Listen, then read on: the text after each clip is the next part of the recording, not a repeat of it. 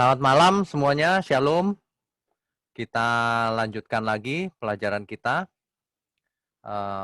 Setelah kita urut sampai Kejadian pasal 11, kita akan maju mundur lagi karena kita akan bahas per topik.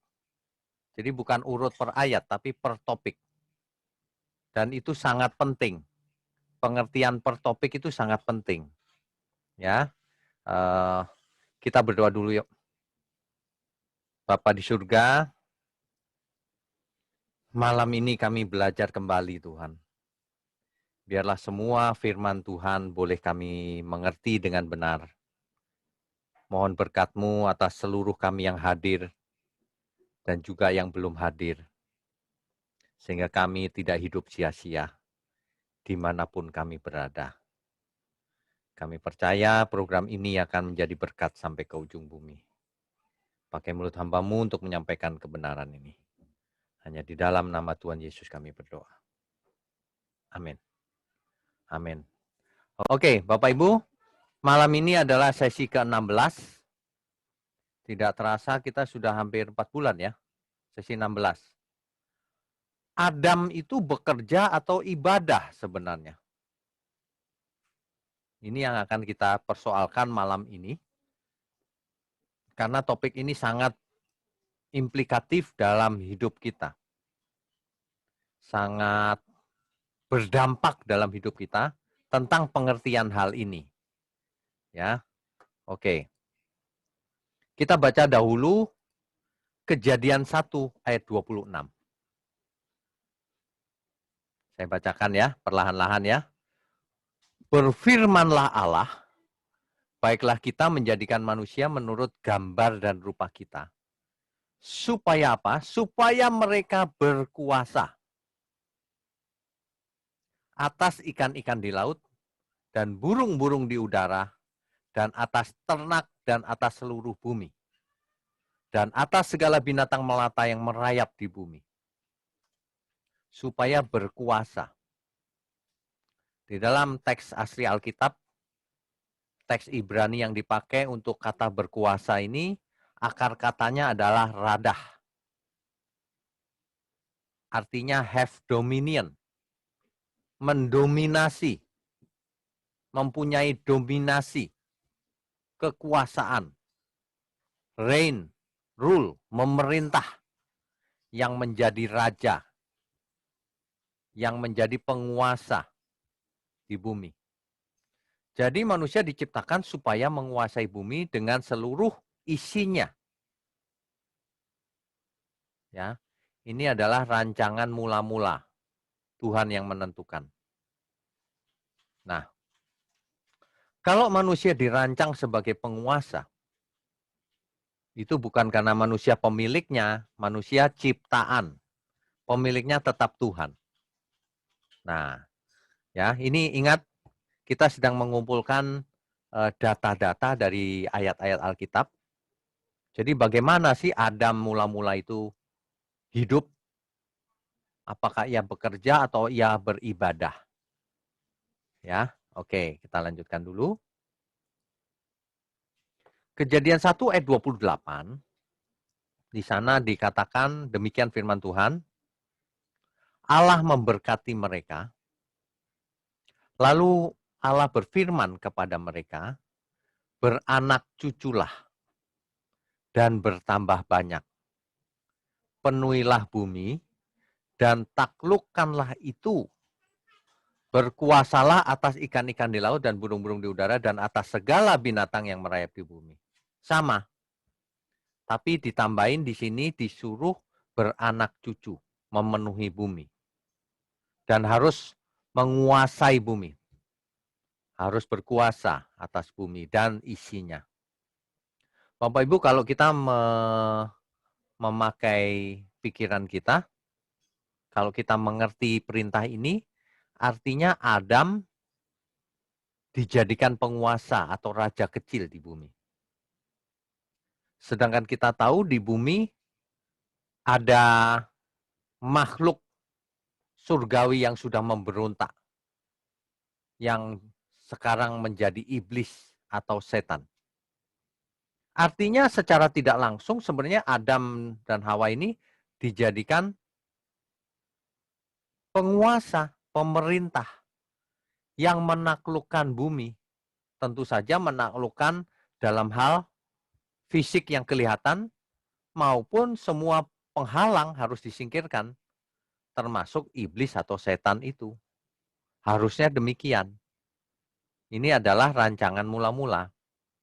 Nah, kata berkuasa tadi sudah kita bahas, yaitu radah, mempunyai dominasi atau mendominasi. Sedangkan kata taklukkan dalam ayat ini dipakai kata kafas, akar katanya. Kafas, kafas. Kafas ini artinya to conquer, mengalahkan, menaklukkan, bring into bondage, menguasai, menguasai sebagai tuan. Manusia itu sebagai tuan. Sabdu ya, jadi menguasai. Lagi-lagi tugasnya manusia adalah memenuhi bumi, beranak cucu, dan menaklukkan atau berkuasa. Ya. Ini Kejadian 1 ayat 28. Kejadian 2 ayat 15. Di dalam ayat ini demikian firman Tuhan, Tuhan Allah mengambil manusia itu dan menempatkannya dalam Taman Eden untuk mengusahakan dan memelihara taman itu. Bapak Ibu, kalau membaca ayat Alkitab harus mengerti ya. Yang tadi Kejadian 1 itu Tuhan menciptakan manusia menurut gambar dan rupa Allah. Di Kejadian 2 kok Tuhan Allah mengambil manusia itu dan menempatkannya dalam Taman Eden. Bahkan kalau kita baca dari ayat pertama, Kejadian 2 ini akan di situ tertulis penciptaan. Apakah ini penciptaan yang berbeda dengan pasal 1? Tidak, ini cerita penciptaan yang sama, yaitu Adam dan Hawa. Ya, Alkitab seringkali begitu, mengulang cerita tapi lebih detail. Oke, jadi manusia harus mengusahakan dan memelihara taman itu. Mengusahakan, di situ dipakai teks Ibrani atau kata Ibrani yang akar katanya adalah afat. Afat kata akar katanya.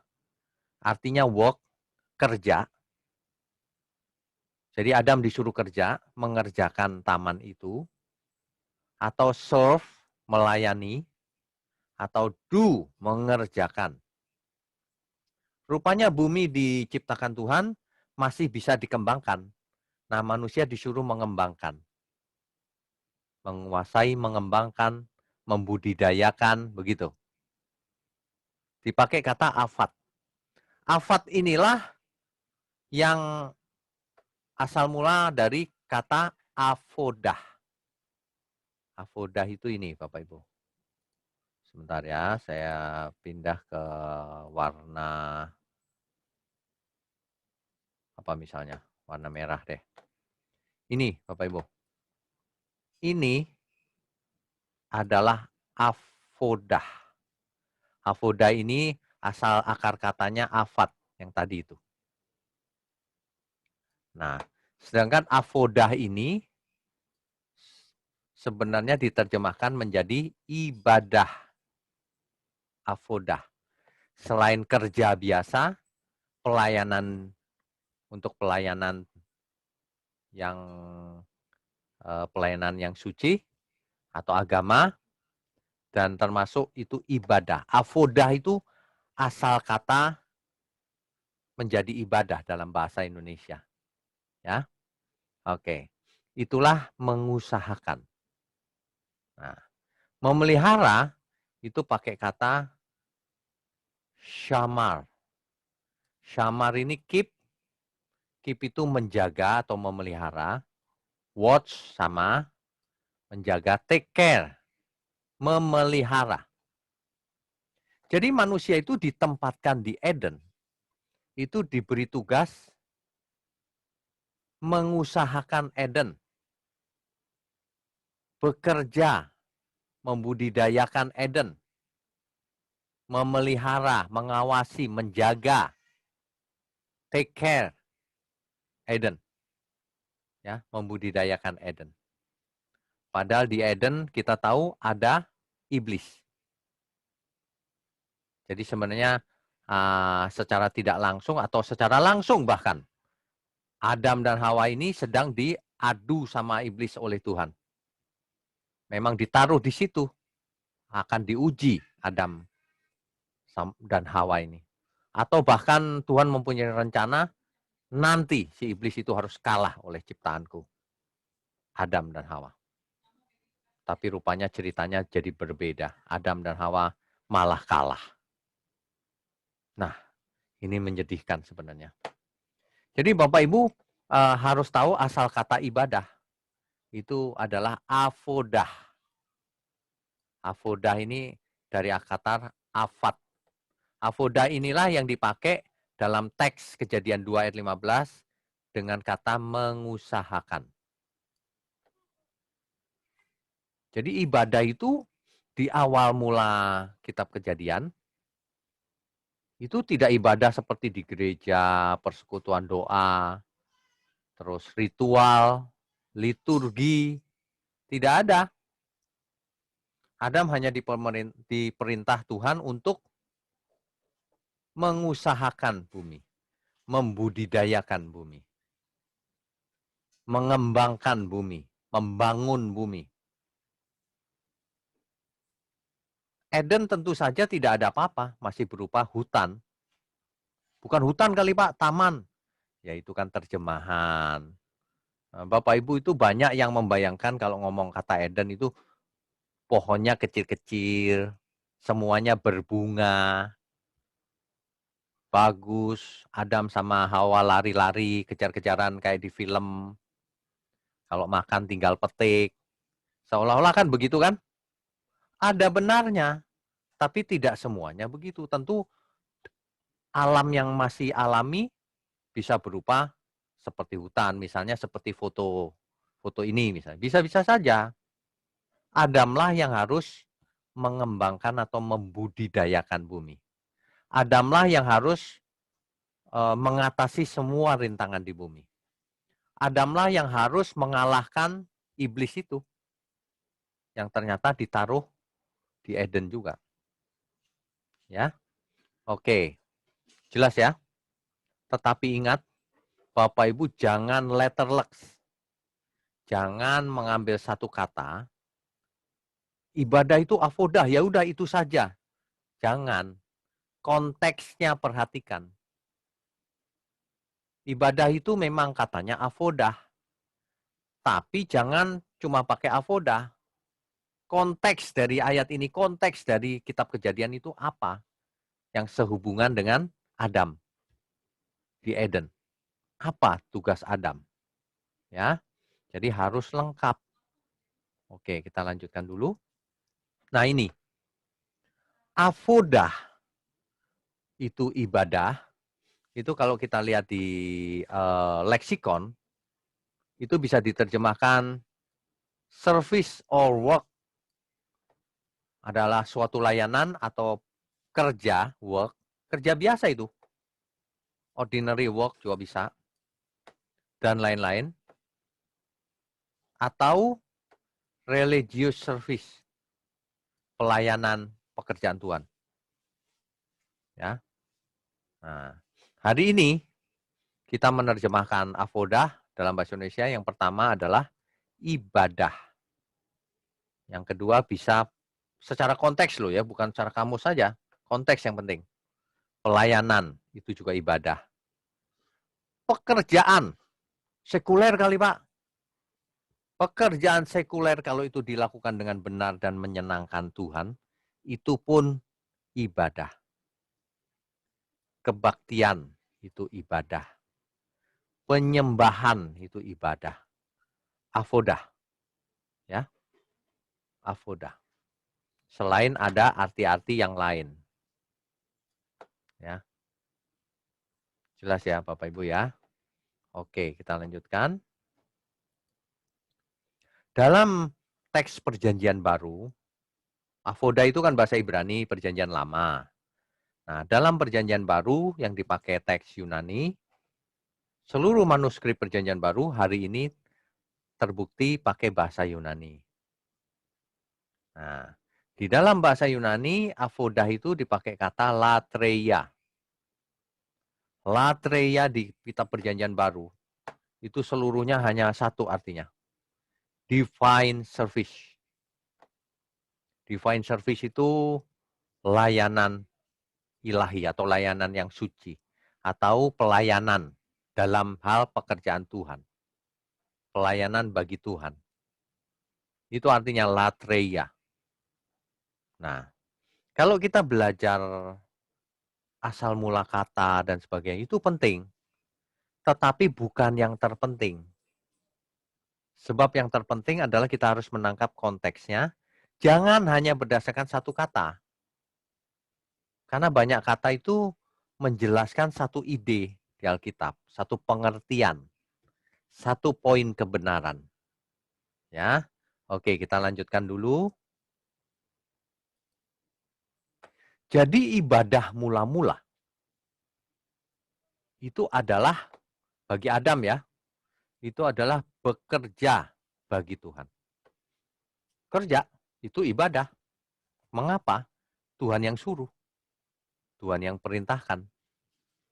Ya. Yang kedua, mengerjakan kehendak atau perintah Tuhan. Itu ibadah, mula-mula itu begitu. Adam itu harus mengerjakan apa yang diperintahkan Tuhan. Itu saja, belum ada doa dan sebagainya karena komunikasinya langsung. Buat apa doa? Wong komunikasi langsung bisa. Begitu ya. Oke. Yang ketiga, ibadah mula-mula itu ya disuruh berkuasa dan atas seluruh bumi dan isinya. Kita sudah baca tadi ayat-ayatnya. Yang keempat, beranak cucu memenuhi bumi dan menaklukkannya. Itu juga ibadah, itu kan perintah Tuhan. Oke. Kemudian mengusahakan dan memelihara bumi ini. Membangun bumi, membudidayakan bumi, memelihara bumi. Sebenarnya dari semua ini ya, kalau Bapak Ibu cukup teliti, Tuhan mau apa sih? Tuhan mau supaya Adam beranak cucu di bumi, memenuhi bumi, tapi semuanya suci hidupnya, taat terhadap perintah Tuhan, sehingga tidak ada tempat di bumi yang tidak suci lagi. Semuanya harus suci. Itu tujuan mula-mula. Kalau ada yang tidak suci harus dikalahkan, iblis harus disingkirkan. Bumi mau dijadikan tempat yang suci. Surga bagi manusia. Tapi rupanya Adam tidak bisa dipercaya. Sehingga rencana mula-mula ini gagal, digagalkan manusia. Ini bukan karena Tuhan tidak berkuasa, bukan. Bukan manusianya hebat ya bisa menggagalkan Tuhan, bukan. Karena memang cara kerja Tuhan seperti itu. Manusia diberi kebebasan, tapi nanti harus bertanggung jawab. Begitu. Jadi Bapak Ibu harus bisa menggali dari Alkitab, ya, dengan cara yang Alkitabiah, tidak boleh kira-kira. Kan demikian. Ibadah mula-mula itu nggak ada liturgi,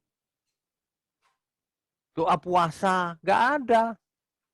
Semuanya natural, tapi sesuai perintah Tuhan. Bekerja pun itu ibadah mula-mula. Adam bekerja keras di bumi, itu ibadah. Ya, jadi jangan berpikiran kaku atau sempit. Sebenarnya ibadah itu tidak hanya di gereja. Ini makanya kita kembali ke rencana awal Tuhan yang ditulis di Alkitab supaya kita tahu bahwa ibadah yang benar itu bukan yang seperti banyak diajarkan. Seperti memberi perpuluhan, Seolah-olah kalau sudah memberi perpuluhan sudah selesai gitu tugasnya. Belum. Itu hanya sebagian kecil. Apalagi memberi perpuluhan dibalas Tuhan. Yang enggak begitu. Itu bukan ibadah namanya. Itu dagang. Coba Bapak Ibu yang jujur. Baca Alkitab itu harus jujur. Harus bisa mengekstrak intisari pesannya. Sebab Alkitab itu inspirasi dari Tuhan. Kalau inspirasi dari Tuhan pasti benar. Lah kalau bacanya salah ya percuma semuanya. Kalau inti pesannya bisa diekstrak, dimengerti dengan benar, nah itu pesan Tuhan namanya. Ya, kita lanjutkan. Nah, tetapi setelah manusia jatuh dalam dosa, ya, setelah manusia jatuh ke dalam dosa, maka ada ritual. Ini gambar siapa ini? Kain dan Habel. Mulai mempersembahkan korban bakaran. Kira-kira siapa yang ngajarin Kain dan Habel untuk mengadakan korban bakaran? Tadinya nggak ada Adam melakukan korban bakaran. Nggak ada komunikasi langsung dengan Tuhan. Jadi siapa yang ngajarin? Ya tentu saja orang tuanya Adam dan Hawa. Ya, ibadah menjadi ritual atau liturgis. Nah, ini dia. Jadi ada perubahan yang signifikan. Tadinya komunikasi dengan Tuhan langsung, sekarang nanti komunikasinya menjadi doa bahkan. Ya, oke. Kita lanjutkan ya.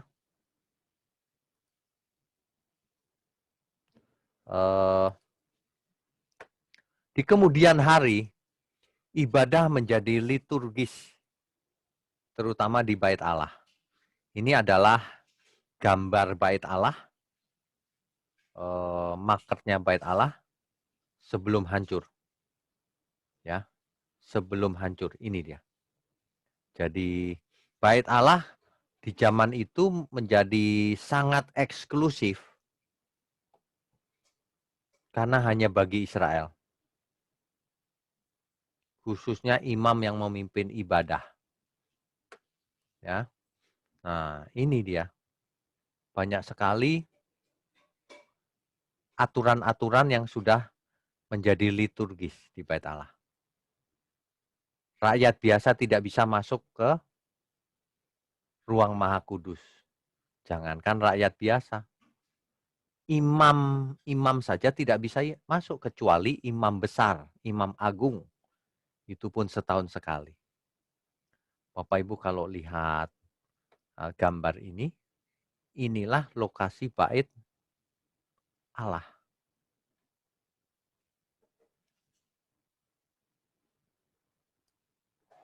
Lokasi ini dibangun di Bukit Moria di Yerusalem. Ya. Kalau Bapak Ibu lihat di sini, ini ada pintu gerbang. Maka kalau masuk melalui sini, ya, nanti ada ruang Maha Kudus di sana. Nah, jadi ibadah bagi Israel menjadi liturgis. Banyak aturan yang sebenarnya mempersulit manusia bertemu dengan Tuhan. Sebab harus nitip ke imam-imam kalau mau mengadakan persembahan. Imamlah yang melakukan persembahan. Ya. Jadi liturgis. Sebenarnya dengan adanya konsep gedung-gedung seperti ini, bait Allah, ini malah menjauhkan manusia kepada Allah. Terutama bagi non-Israel. Goyim, sebutannya aja goyim. Dalam bahasa kasarnya itu kafir. Di luar Israel disebut kafir hari itu. Ya.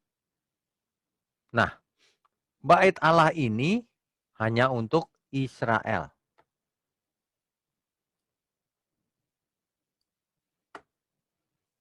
Itulah sebabnya orang Samaria tidak bisa beribadah di bait Allah ini. Tidak bisa. Orang Samaria tidak bisa ditolak karena dianggap kafir. Makanya orang Samaria membangun sendiri tempat peribadatan di Gunung Gerizim karena tidak boleh masuk ke bait Allah ini. Nah, ini di zaman Tuhan Yesus ini, Bapak Ibu. Ya. Oke, kita lanjutkan dulu. Nah, di zaman Tuhan Yesus sendiri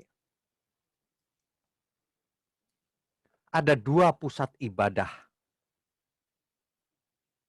2 lokasi yang besar. Yang pertama adalah bait Allah di Yerusalem dan itu hanya untuk Israel. Yang kedua di Gunung Gerizim itu bagi orang Samaria. Kisah lengkap daripada dialog antara Tuhan Yesus dan perempuan Samaria ini bisa kita baca kisah lengkapnya di Yohanes 4 ayat 20 sampai 26. Coba kita baca ya. Ini sangat-sangat penting.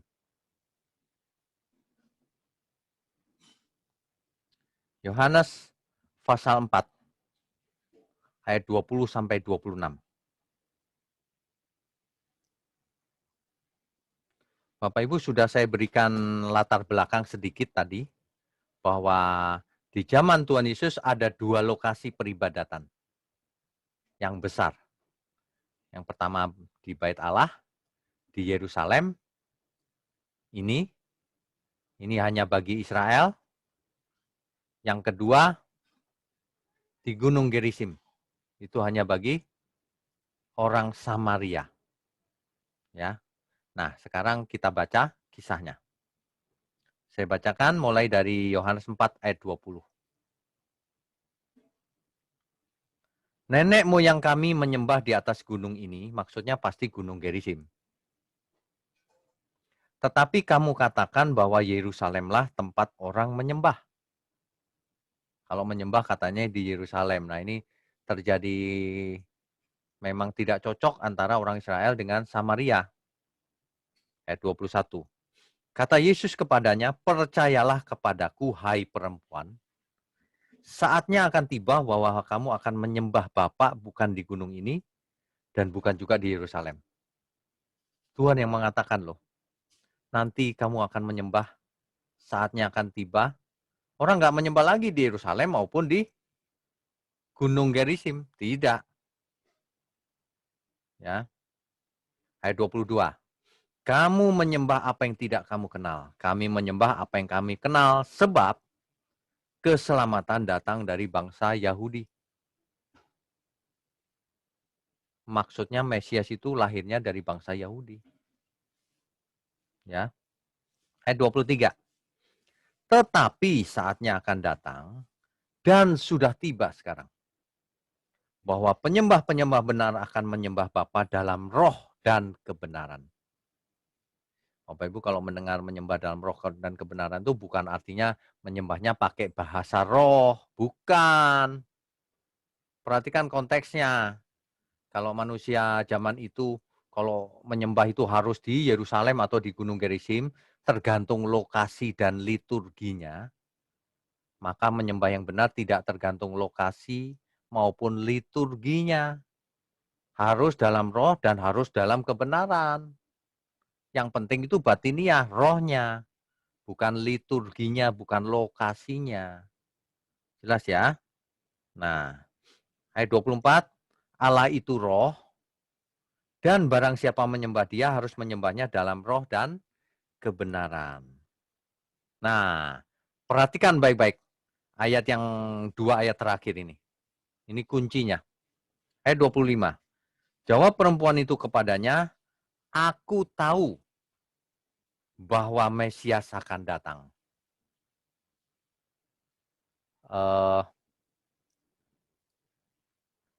Perempuan Samaria ini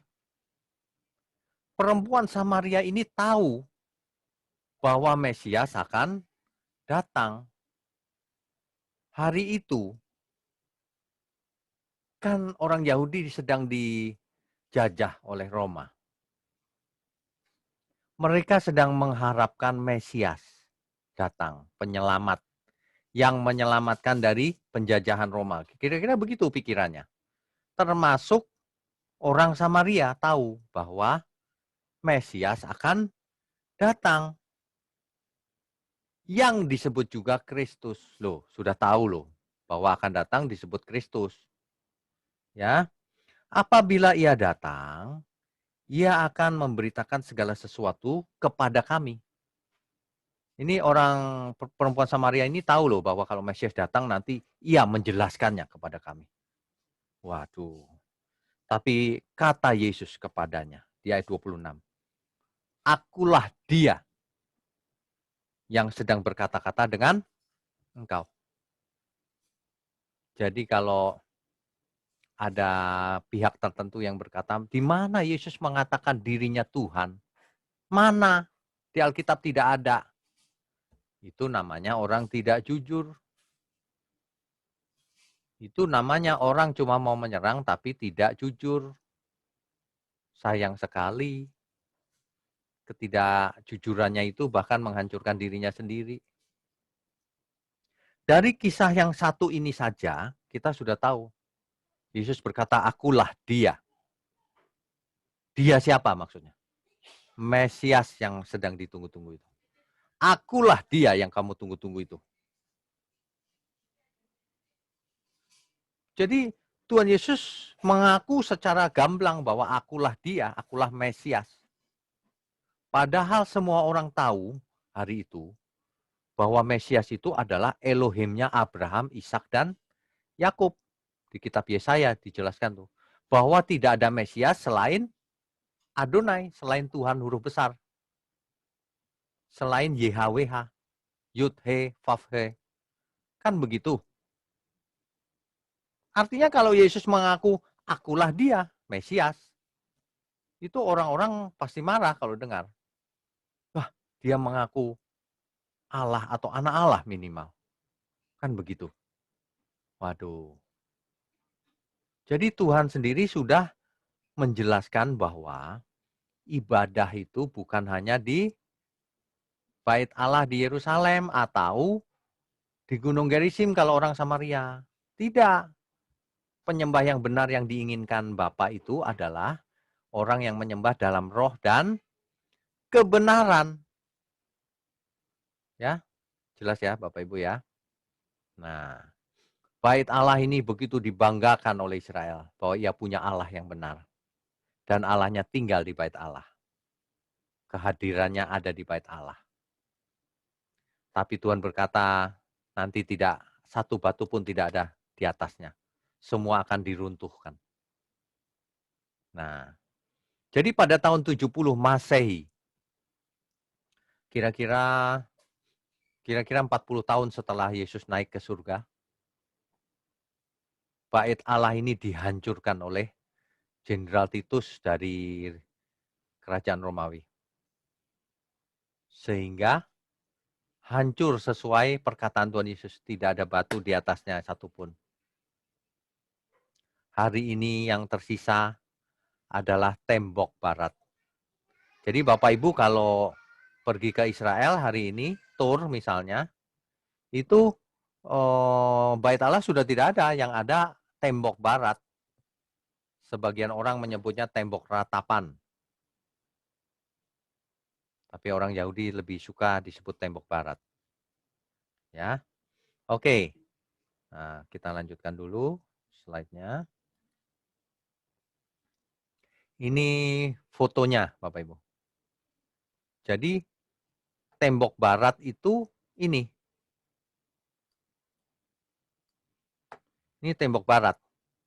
Di lokasi disinilah orang-orang Yahudi berdoa. Mengucapkan mazmur. Intinya mengharapkan Mesias segera datang. Ya. Jadi sudah tidak ada, ini tembok barat nih. Sudah tidak ada yang lain-lain. Jadi bangunannya sudah berubah menjadi begini nih hari ini. Ya. Bahkan ada bangunan agama lain.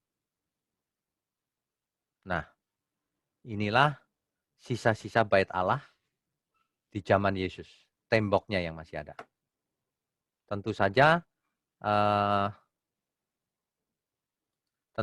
fondasinya juga masih ada kan di bawah itu. Ya. Oke. Baik, kita lanjutkan dulu. Jadi bagaimana harus beribadah jika bait Allah tidak ada lagi?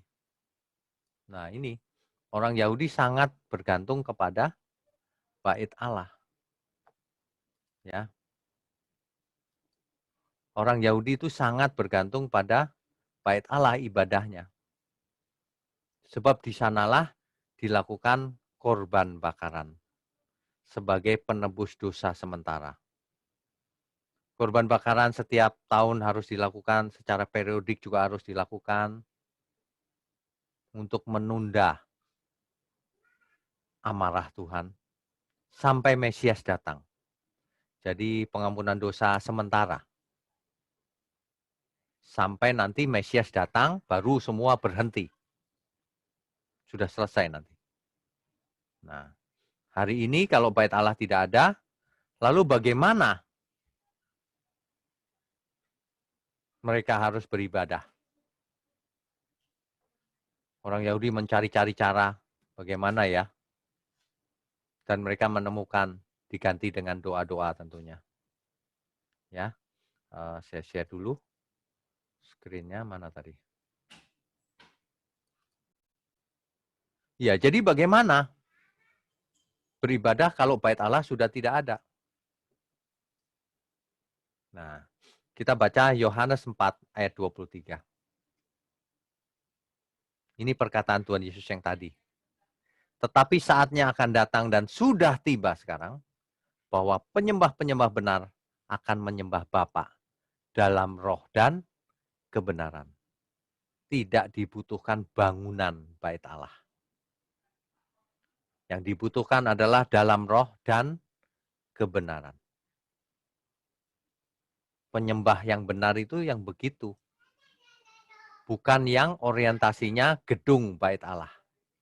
Bukan yang orientasinya gedung gereja. Tapi yang dalam roh dan kebenaran. Demikian ya, Bapak Ibu ya. Oke, kita lanjutkan dulu. Nah,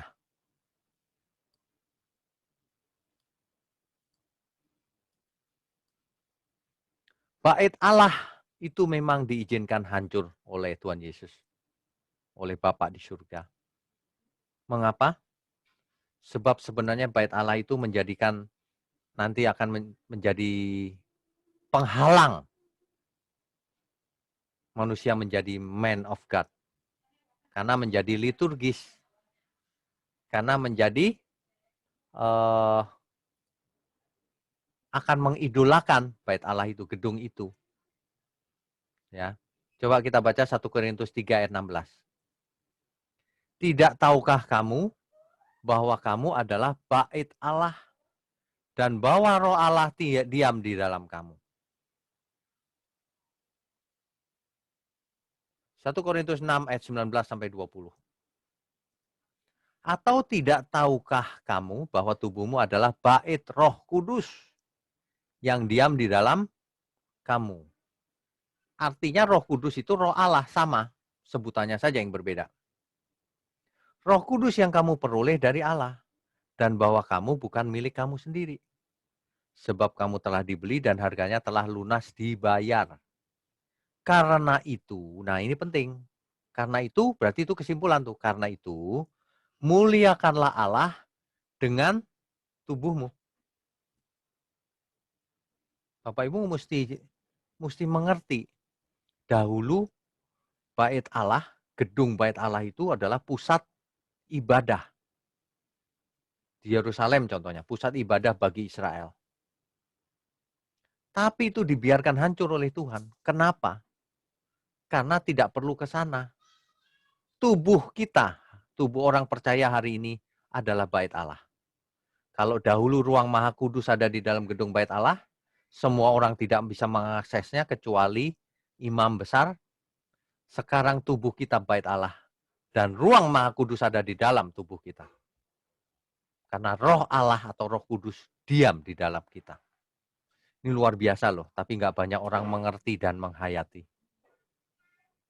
Buktinya sama setan takut mati, takut ini, khawatir itu, padahal tubuh kita bait Allah, roh Allah tinggal dalam diri kita. Itulah sebabnya ibadah yang benar adalah muliakanlah Allah dengan tubuhmu. Jangan dengan roh yang nggak jelas. Dengan tubuh, muliakanlah secara nyata. Karena iman itu harus nyata juga. Ya, coba kita lanjutkan dulu ya. Ya. Jadi kalau kita baca Roma 12 ayat 1, coba kita baca, Bapak Ibu konsentrasi ya. Karena itu saudara-saudara, demi kemurahan Allah, aku menasihatkan kamu supaya kamu mempersembahkan tubuhmu sebagai persembahan yang hidup. Persembahkan tubuh kita itu. Persembahkan seluruh hidup kita itu, gitu loh. Yang hidup, yang kudus, dan yang berkenan kepada Allah. Gak sekedar hidup. Hidup, suci, hidupnya suci, dan menyenangkan Allah. Barulah kalimat ini jelas, itu adalah ibadahmu yang sejati.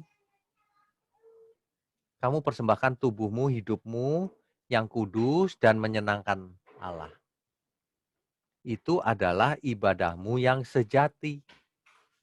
Dalam teks Perjanjian Baru asli dipakai kata kalimat Yunani begini. Logiken latreian. Logiken latreian. Logiken itu asal kata logikos, artinya rasional, logical, reasonable, masuk akal, benar. Artinya itu, logikos. Sedangkan latreian berasal dari kata latreia. Ingat ya tadi latreia ya, diterjemahkan ibadah. Avodah, ibadah. Artinya divine service, pelayanan, melayani Tuhan. Worship, penyembahan, ibadah, pelayanan, kebaktian, penyembahan, apapun terjemahannya. Jadi kalau Roma 12 ayat 1 ini, kalau mau diterjemahkan secara sederhana, jadi begini, persembahkanlah tubuhmu yang hidup kudus, tak bercacat, tak bercelah, dan yang menyenangkan Tuhan.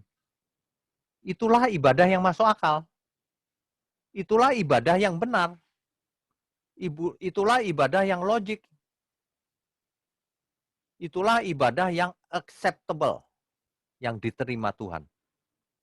Itu artinya logiken, yang logik. Ibadah jangan diganti yang lain. Ibadah diganti berbagai macam persembahan. Tapi tidak diajar untuk hidup tak bercacat, tak bercela, menyenangkan Tuhan. Itu bukan ibadah yang sejati, bukan ibadah yang masuk akal. Di gereja cuma main, kasih uang nanti diberkati Tuhan. Kayak anak kecil aja. Ibadah yang sejati itu persembahkan tubuh yang benar, hidup yang benar. Yang segala sesuatunya dikerjakan menyenangkan Tuhan. Itu ibadah masuk akal. Yang lain tuh nggak masuk akal itu. Kasih perpuluhan, kasih ini, nanti Tuhan senang. Memangnya Tuhan butuh uang apa? Memang harus ngasih benar, tapi harus diajar yang benar. Jangan yang ditekankan cuma persembahan, nanti diberkati Tuhan. Udah gitu tok. Jadi hilang arti ibadah yang sejatinya. Ada banyak orang yang mistis hidupnya. Dia tidak tahu arti kata ibadah, penyembah-penyembah yang benar itu. Di Taman Eden, di Eden, ibadah mula-mula itu bekerja melayani Tuhan. Bekerja melakukan segala perintah Tuhan. Bukan kegiatan agamawi. Makanya kalau orang berdoa sampai pakai formula doa, hafalan, itu mah bukan doa. Doa mula-mula di Eden tanpa formula, langsung komunikasi dengan Allah. Hari ini pun kalau kita berdoa harus tanpa formula, tanpa rumusan. Harus langsung berdoa. Dialog, sampaikan dengan hati yang tulus. Tapi itu hanya bisa kalau kita ibadah kita benar-benar sejati. Hidup kita benar-benar hidup yang menyenangkan Tuhan. Ya, itulah ibadah yang logik, yang masuk akal, yang diterima Tuhan, yang menyenangkan Tuhan, yang masuk akal. Ayat 2-nya, janganlah kamu menjadi serupa dengan dunia ini. Heran, ada orang yang berkata sama saya, sebenarnya ketika kita percaya Kristus, kita sudah selamat, Pak. Maksudnya percaya, mengaku dengan mulut, Pak. Loh, jadi kita hidup apa saja boleh? Ya, murtad pun masih selamat, Pak. Cuma pahalanya kecil. Itu nggak tahu teori dari mana itu. Orang Alkitab bilang, janganlah kamu menjadi serupa dengan dunia ini. Nggak boleh serupa dengan dunia ini, sudah ditebus. Kok malah apa saja selamat, murtad pun selamat katanya. Waduh. Ada loh yang berpendapat begitu katanya. Waduh, sekali selamat tetap selamat.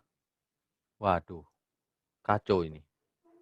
Tetapi berubahlah oleh pembaharuan budimu. Kalau kamu ditebus, kamu harus berubah. Jangan seperti dunia ini, gitu loh. Sehingga kamu dapat membedakan manakah kehendak Allah, yaitu apa yang baik, yang menyenangkan Tuhan, yang berkenan kepada Tuhan, Allah, dan yang sempurna. Begitu loh. Ya. Jadi jangan serupa dengan dunia ini. Disuruh berubah. Metamorfo, berubahlah. Be transform. Berubahlah, tanda seru. Pembaharuan budi. Budi itu nous. Nous itu pikiran, mind. Mindset misalnya.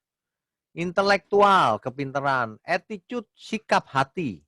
Understanding, pengertian. Berubah, jangan gitu-gitu terus. Jangan seperti orang dunia. Niat apa enggak sih ikut Tuhan? Ibadah yang sejati itu terekspresi lewat hidup kita setiap hari. Menyenangkan Tuhan atau tidak, berkenan atau tidak. Tidak bercacat, tidak bercela, menyenangkan Tuhan. Itulah ibadah yang sejati, hidup benar. Ya, melakukan seluruh perintah Tuhan, itulah ibadah yang sejati. Nah, jadi ibadah yang sejati itu bukan soal lokasi. Oh, kalau berdoa di Yerusalem, itu lebih dekat Tuhan. Lebih dikabulkan.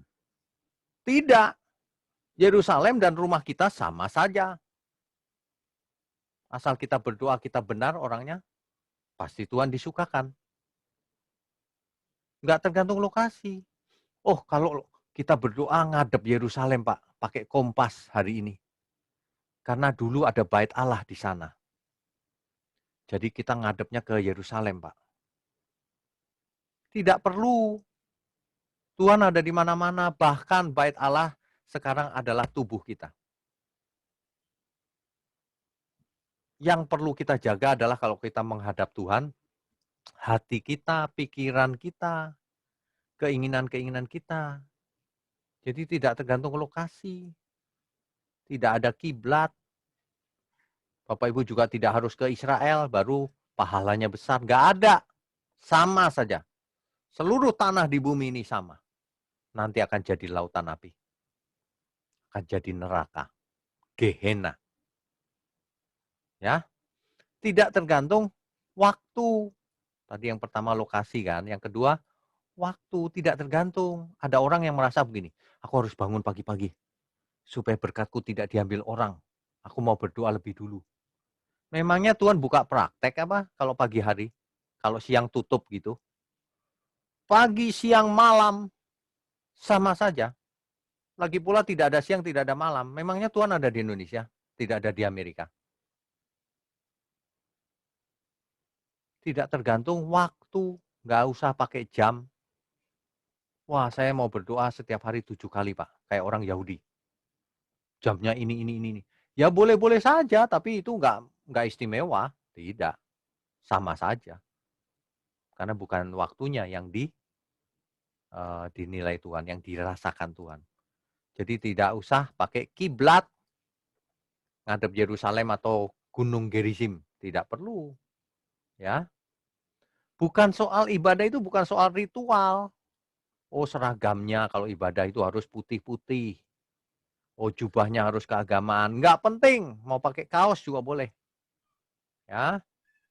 Penampilan lahiriahnya, model rambutnya harus pakai janggut biar kayak orang Yahudi. Tidak penting itu, ibadah nggak tergantung dari penampilan lahiriahnya. Tidak tergantung juga dari jenis irama puji-pujiannya. Kalau di Jawa mau pakai keroncong, silahkan. Pakai gending-gending Jawa, silahkan. Kalau di Barat pakai bahasa Inggris yang gebiar-gebiar, boleh. Nggak tergantung dari jenis iramanya. Tidak tergantung dari bahasanya. Oh, kalau bahasa Ibrani, Tuhan lebih berkenan loh, Pak, kalau kita berdoanya. Tidak. Mau bahasa Jawa, bahasa Indonesia, mau bahasa apapun, Tuhan tetap berkenan asal kita hidup benar. Ya, banyak orang aneh-aneh menciptakan teologi sendiri. Jadi tidak tergantung bahasa, juga tidak tergantung berbagai macam persembahan. Ibadah yang sejati, ingat, ibadah yang benar itu mempersembahkan tubuh kita yang hidup, mempersembahkan seluruh hidup kita yang kudus, tak bercacat, tak bercela, yang berkenan bagi Tuhan, yang menyenangkan Tuhan. Itulah ibadah yang logikos, yang logik, yang masuk akal, yang benar, yang diterima Tuhan. Ya, itu artinya. Jadi penyembahan atau ibadah atau apapun namanya, yang benar adalah seluruh hidup yang dipersembahkan bagi Tuhan. Seluruh hidup kita. Ya, begitu. Nah, ini ditulis oleh Rasul Paulus dalam 1 Korintus 10 ayat 31. Baik jika engkau makan, atau jika engkau minum, atau jika engkau melakukan sesuatu yang lain, lakukanlah semuanya itu untuk kemuliaan Allah. Makan minum yang benar, berkeluarga yang benar, bekerja di sawah yang benar, bekerja di kantor yang benar. Ya, begitu. Berkhotbah yang benar.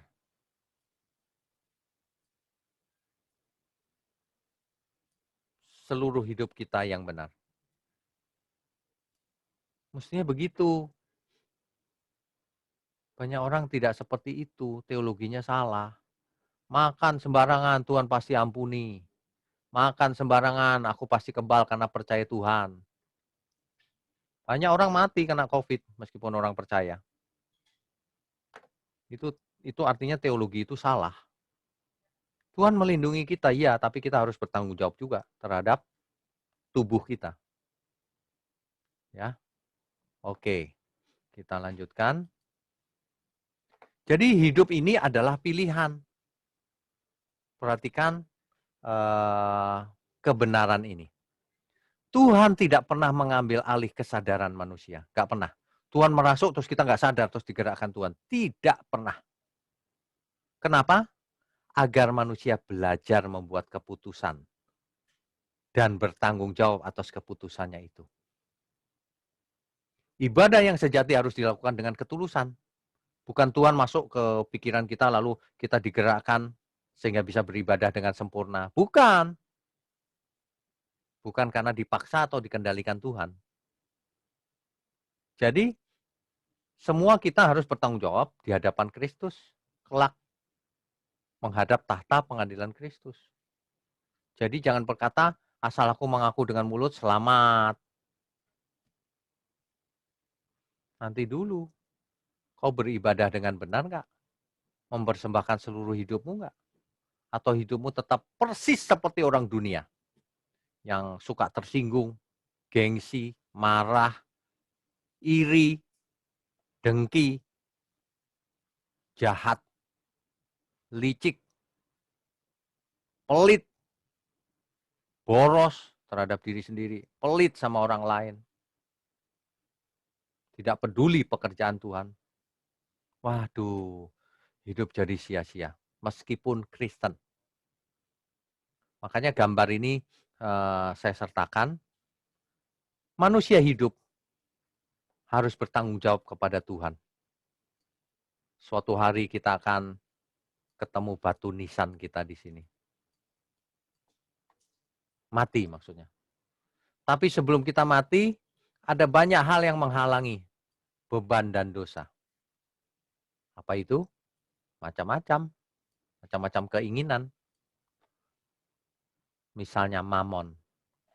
Ya, mamon. Harta, kekuasaan, kepopuleran, jabatan, dan seterusnya. Ibadah itu mempersembahkan semua yang ada pada kita itu bagi Tuhan. Bagi kepentingan Tuhan. Yaitu bagi keselamatan banyak jiwa juga pasti. Nah, jangan picik. Ibadah itu bukan cuma di gedung. Tubuh kita itulah bait Allah saat ini. Ruang Maha Kudus ada dalam diri kita. Karena roh Allah tinggal dalam diri kita. Jadi ibadah yang sejati mempersembahkan tubuh, bukan uang saja. Uang itu hanya sebagian kecil. Tubuh, waktu kita, hidup kita. Kelihatan dari hal kecil. Kalau seseorang nulis di internet sembarangan, kasar, udah itu tidak beribadah hidupnya. Karena hidup beribadah itu seluruh hari, bukan hari Sabat saja. Bukan hari Minggu saja. Setiap saat, setiap hari-harinya Tuhan. Makanya kita harus beribadah setiap saat. Bukan hanya hari tertentu. Ada orang yang memilih hari Sabat untuk beribadah. Lah, hari lain nggak beribadah. Ibadah itu setiap hari.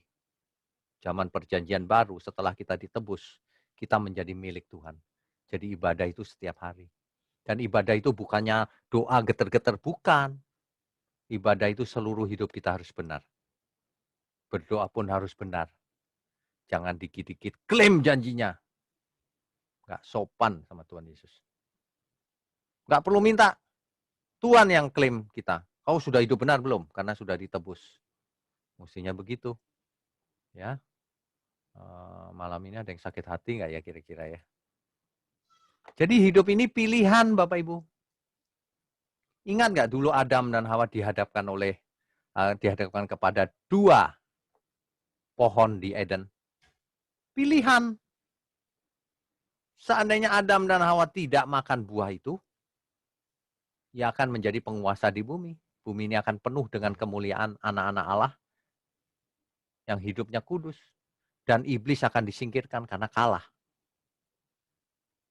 Tapi kita belajar dari kejadian di Eden. Kalau hidup kita ini dihadapkan pada pilihan. Mau menjadikan hidup kita ini ibadah atau bukan. Banyak orang menjalankan hidup ini untuk kesenangan diri sendiri. Ironi loh dunia ini. Ada orang yang sangat kaya, tapi maunya menyenangkan diri sendiri. Sementara gereja kesulitan. Ironi ya. Ironi. Ini banyak orang juga hidupnya tidak jadi berkat. Ini bukan soal uang, bukan. Sama sekali bukan soal uang. Yang nggak punya uang pun matre. Tiap kali dipercaya uang sedikit, ditilep, korupsi. Dunia ini rusak loh. Tapi saya mau ingatkan, hidup ini pilihan. Mau menjadikan seluruh hidup kita itu ibadah, avodah, latreia, ya, yang sejati, yang diterima Tuhan, yang menyenangkan hati Tuhan, atau tidak. Pilihan di tangan kita masing-masing. Ya. Demikian, demikian pembahasan malam ini. Saya percaya setiap kita akan mendapatkan satu rema, pengertian, dan itu akan mengubah hidup kita. Amin. Saudara sekalian, bicara soal kebenaran, setiap orang merasa benar. Makanya semua kecap dinomor satukan. Ada orang yang mengatakan saya paling benar, ini paling benar, itu paling benar. Mana sebenarnya yang paling benar? Oleh sebab itu, hadiri seminar 7 natur kebenaran dan aplikasinya. Seminar ini wajib dihadiri oleh para teolog, apologet, pengkhotbah, bahkan oleh para jemaat sendiri. Agar kita bisa membedakan manakah yang benar, manakah yang salah. Inilah alat uji kebenaran yang sangat objektif dan alkitabiah. Pastikan saudara ikut dan ajak seluruh saudara dan sahabat-sahabat. Bapak-bapak dan ibu-ibu yang terkasih dimanapun berada, yuk kita belajar pelajaran Alkitab bersama secara online setiap hari Rabu jam 7 malam bersama pendeta Bapak Wignio Tanto secara online, bisa melalui Zoom. Tetapi kita harus mendaftarkan dulu ke nomor berikut ini. Selamat bergabung dan Tuhan Yesus memberkati.